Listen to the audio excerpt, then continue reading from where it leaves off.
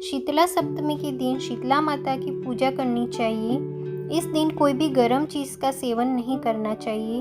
शीतला माता के व्रत के दिन ठंडे पानी से स्नान करना चाहिए, ठंडा भोजन करना चाहिए। इसे बासोड़ा भी कहते हैं। इस दिन लोग रात में बना बासी खाना पूरे दिन खाते हैं।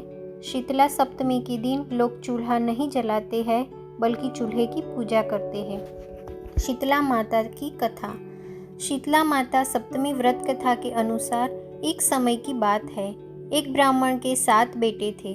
उन सभी का विवाह हो चुका था। उसके किसी बेटे की कोई संतान नहीं थी।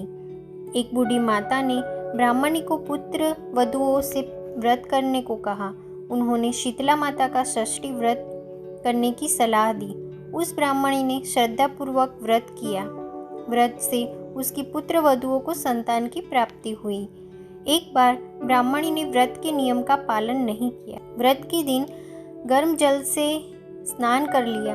व्रत के दिन भी ताज़ा भोजन खाया और व्रत के समय बताए गए विधि नियमों का पालन नहीं किया। यही गलती ब्राह्मणी की बहुओं ने भी की। उसी रात ब्राह्मणी ने भयानक स्वप्न देखा। वह स्वप्न में जाग गई।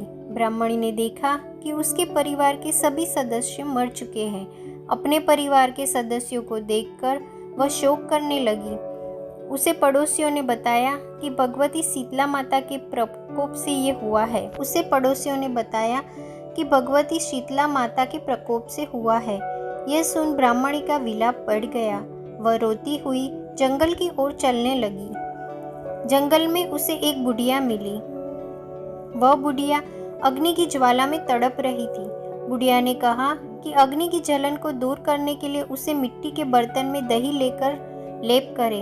इससे उसकी ज्वाला शांत हो जाएगी और शरीर स्वस्थ हो जाएगा। यह सुनकर ब्राह्मणी को अपने किए पर बड़ा पश्चाताप हुआ।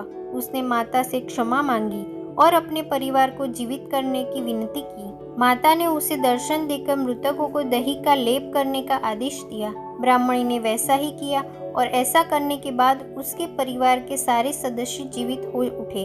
उस दिन से इस व्रत को संतान की कामना के लिए किया जाता है। जय शीतला माँ।